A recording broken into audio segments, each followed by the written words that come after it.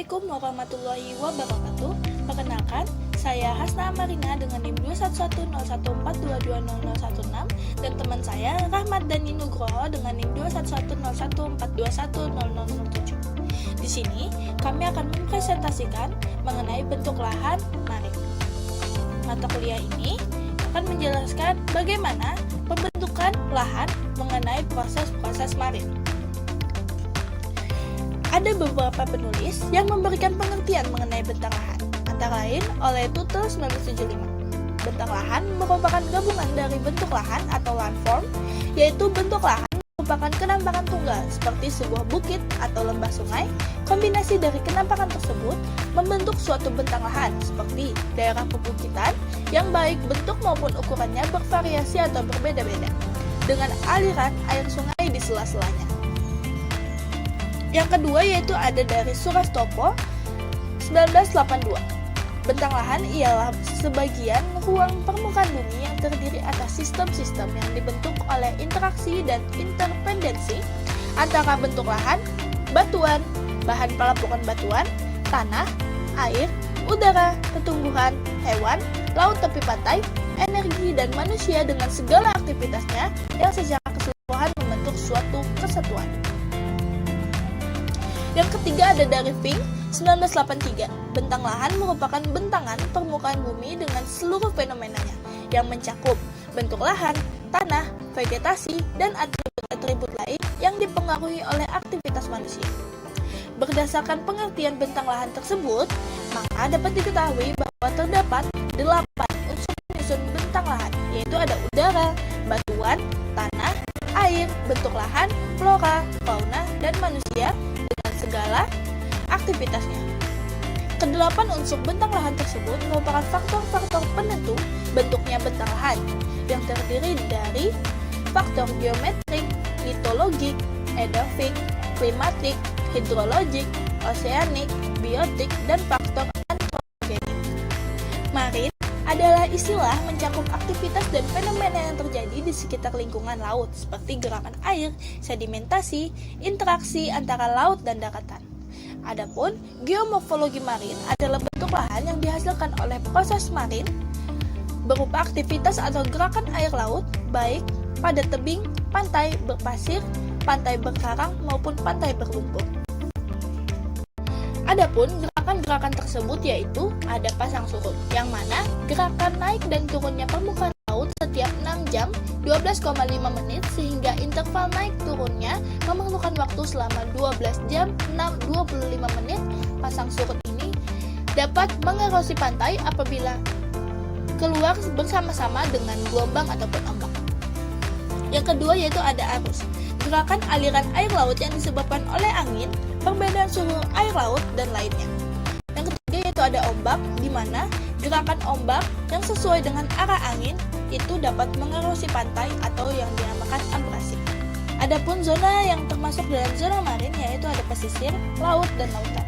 Pesisir adalah lahan dengan lebar tidak tentu yang membentang dari garis pantai sampai perubahan medan pertama yang besar di bawah laut. Yang kedua yaitu ada laut. Laut adalah bentuk umum yang mana kumpulan air asin di permukaan bumi khususnya pada kontinen, yaitu ada Mediterania, Karibia Merah, Cina Selatan, Baltik, dan lain-lain. Yang ketiga yaitu ada lautan atau samudra, yaitu badan air utama yang menempati cekungan besar di permukaan planet bumi. Bisa jadi Pasifik, Atlantik, Hindia, Arktik, dan Antartik. Wilayah kepesisiran adalah wilayah peralihan antara daratan dan lautan. Ke arah barat mencakup daerah yang masih terkena pengaruh percikan air laut atau pasang surut, dan ke arah laut meliputi daerah paparan benua, yaitu ada Continental Shelf. Beatley 1994. Dapat juga dikatakan sebagai daerah pertemuan antara daratan dan lautan, di mana ke arah daratan meliputi bagian daratan baik kering maupun terendam air yang masih terpengaruh sifat-sifat laut seperti pasang surut, angin laut, dan perembasan air asin, sedangkan ke arah laut mencakup bagian laut yang masih dipengaruhi oleh proses-proses alami yang terjadi di daratan seperti sedimentasi dan aliran air tawar, maupun yang disebabkan oleh kegiatan manusia seperti penggundulan hutan dan pencemaran oleh Soegiarto 1976. Adapun yang termasuk dalam wilayah pesisiran atau coastal area yaitu ada yang pertama, zona pecah gelombang atau breakers zone. Zona pecah gelombang atau gelombang pecah atau yang dikenal juga sebagai empasan dalam dinamika fluida adalah fenomena di mana gelombang air mencapai amplitude kritis sehingga mengalami ketidakstabilan dan pecah. Proses ini mengubah sebagian energi gelombang menjadi energi kinetik tubuhnya yang sering terlihat pada ombak yang pecah di sepanjang garis pantai.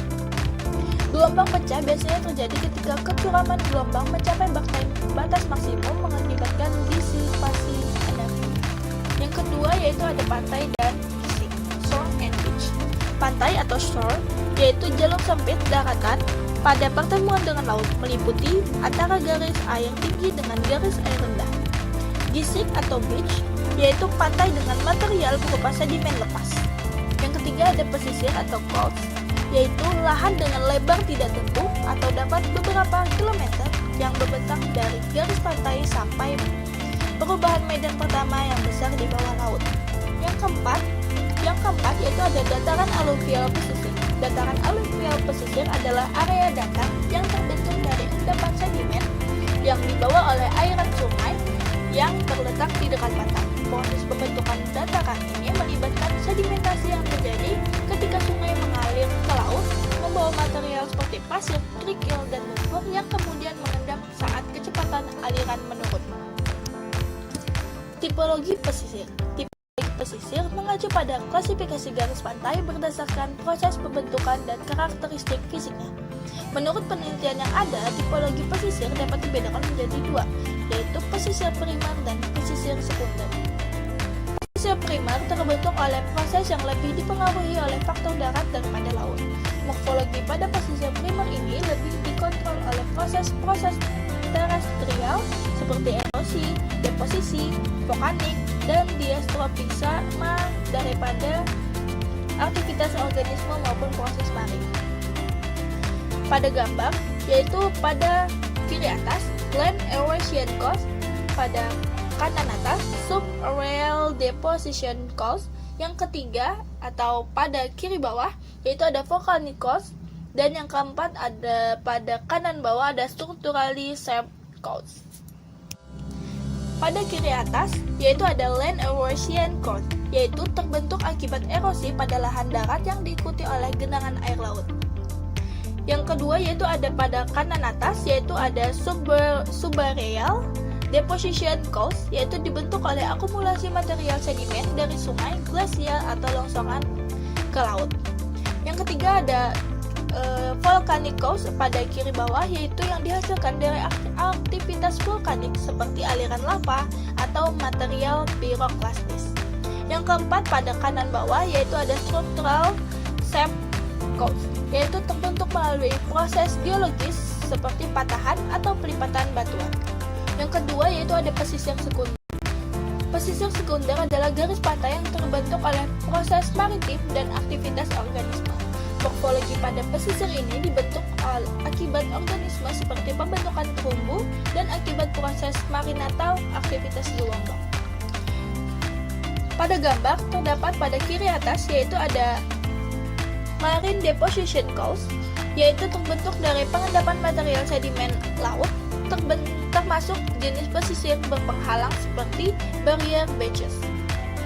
Terus yang kedua yaitu ada pada kiri bawah yaitu ada wave erosion coast, yaitu garis pantai yang dibentuk oleh erosi akibat gelombang yang dapat menghasilkan pola garis pantai yang lurus atau tidak teratur. Yang ketiga yaitu ada pada kanan bawah yaitu ada coast built by organism, yaitu garis pantai yang dibentuk oleh aktivitas organisme seperti terumbu karang dan padang lamun. Morfologi pesisir yang dibentuk akibat aktivitas organisme seperti pembentukan terumbu dan akibat proses marin atau aktivitas gelombang. Adapun klasifikasi jenis bentuk lahan marin. Yang pertama ada tebing terjal, yang kedua ada gisik pantai, yang ketiga ada rawa payau, dan yang keempat ada daerah terumbu karang, dan terakhir ada gumuk pasir. Tebing terjal yaitu adalah pesisir yang bertebing terjal di daerah tropika basah seperti Indonesia, pada umumnya menunjukkan penampakan yang mirip dengan lereng dan lembah pengikisan di daerah yang bertebing terjal di daerah tropika basah seperti Indonesia pada umumnya, menunjukkan kenampakan yang mirip dengan lereng dan lembah pengikisan di daerah pedalaman. Daerah pesisir yang bertebing terjal, pantai biasanya berbatu-batu, berkelok-kelok, dan terdapat pula banyak longsor lahan. Proses longsor lahan ini juga menjadikan bentuk tebing bergerak mundur, khususnya pada pantai yang aktif proses abrasinya. Jika batuan penyusun daerah ini berupa batu gamping atau batuan lainnya, banyak memiliki sistem retakan, joints. Air dari daerah pedalaman mengalir melalui sistem retakan tersebut dan muncul di daerah pesisir. Ada kalanya tempat muncul air tawar ini justru berada di bawah permukaan air laut. Di Indonesia, pesisir bertebing terjal terutama di sepanjang pantai barat, Sumatera, pantai selatan Jawa, pantai Sulawesi, dan pantai selatan pulau-pulau Nusa Tenggara. Yang kedua yaitu ada gisik pantai. Gisik pantai atau endapan pasir yang berada di daerah pantai umumnya memiliki lereng landai. Kebanyakan pasirnya berasal dari daerah pedalaman yang terangkut oleh aliran sungai, kemudian terbawa arus laut sepanjang pantai dan selanjutnya dihempas gelombang ke darat. Oleh karena material asalnya dari sungai, maka gisik atau pantai berpasir dapat dijumpai di sekitar muara sungai. Sesuai dengan tenaga pengangkutnya, maka ukuran butir yang lebih besar berada dekat muara sungai dan berangsur-angsur semakin menjauhi muara sungai, ukuran butiran semakin halus. Pasir yang berasal dari bahan-bahan vulkanik pada umumnya berwarna gelap, hitam atau kelabu, sedangkan yang berasal dari koral atau batu gamping berwarna kuning atau putih. Pantai berpasir kuarsa juga berwarna cerah tetapi tidak banyak terdapat di Indonesia. Pada gambar di samping merupakan contoh gisik pantai atau pantai berpasir. Beberapa penampakan pantai bergisik akibat hasil pengendapan deposisional seperti spit, yaitu endapan pantai dengan satu bagian tergabung dengan dataran dan bagian yang lain sedikit menjorok ke laut. Yang kedua yaitu ada tombolo, yaitu endapan tipis yang menghubungkan pulau dengan daratan. Yang ketiga ada burst, yaitu hampir sama dengan spit, tapi di sini burst menghubungkan headland yang satu dengan yang lain. Yang keempat atau yang terakhir yaitu ada daratan yang cukup luas, tersusun oleh endapan pasir atau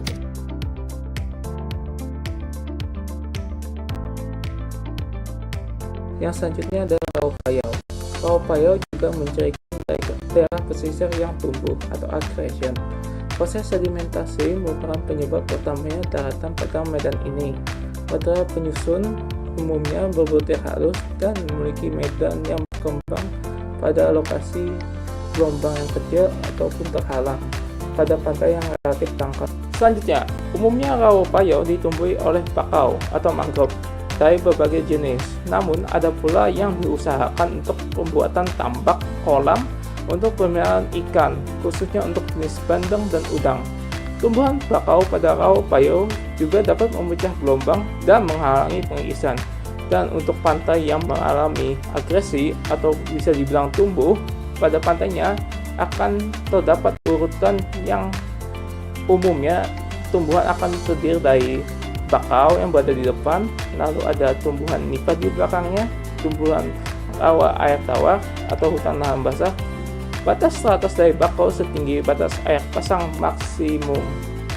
Selanjutnya, fungsi utama rawa payau terdiri oleh bakau atau mangrove seperti dari berbagai jenis. Namun ada pula yang berusahakan untuk pembuatan tambak kolam tempat pemeliharaan ikan, khususnya untuk jenis bandeng dan udang. Tumbuhan bakau pada rawa payau juga dapat memecah gelombang dan menghalangi pengikisan. Dan untuk pantai yang mengalami daerah terumbu karang. Terumbu karang sendiri terbentuk dari aktivitas binatang karang dan jasad planet lainnya. Menurut Pitt dan Ongkosongo pada tahun 1990, karang dapat tumbuh dan berkembang biak pada kondisi A. Air yang jernih, tanpa sedimen, memiliki dasar laut yang cukup keras.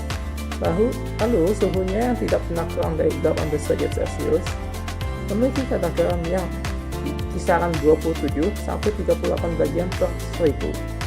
Memiliki laut yang tenang, gelombang yang tidak terlalu besar.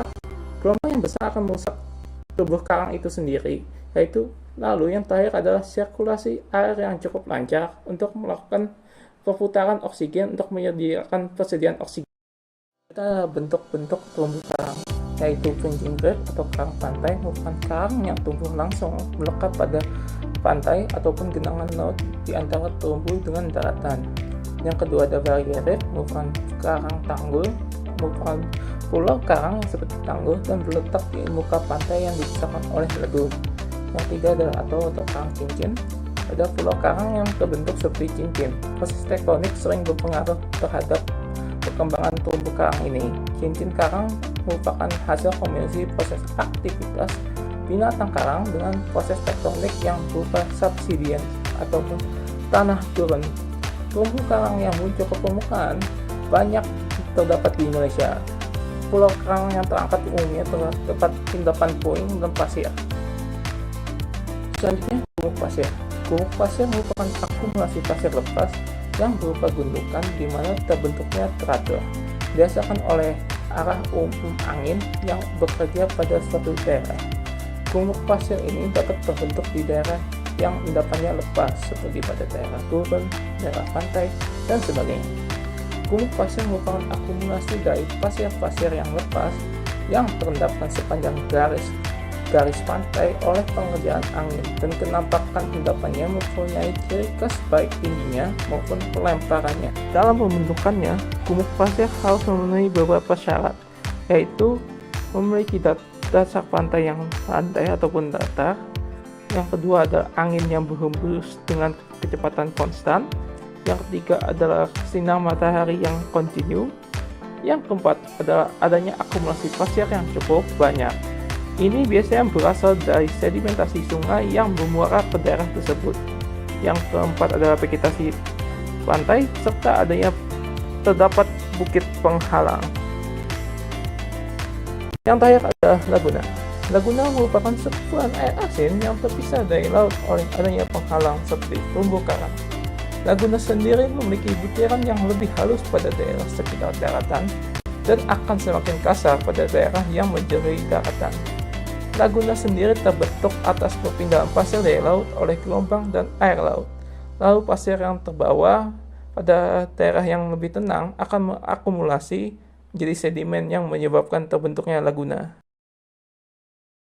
Sekian pemaparan materi dari kami berdua. Apabila ada kesalahan, kami mohon maaf. Apabila ada saran, kritik, dan sejenisnya dapat disampaikan. Sekian dari kami. Wabillahi taufiq wal hidayah. Wassalamualaikum warahmatullahi wabarakatuh.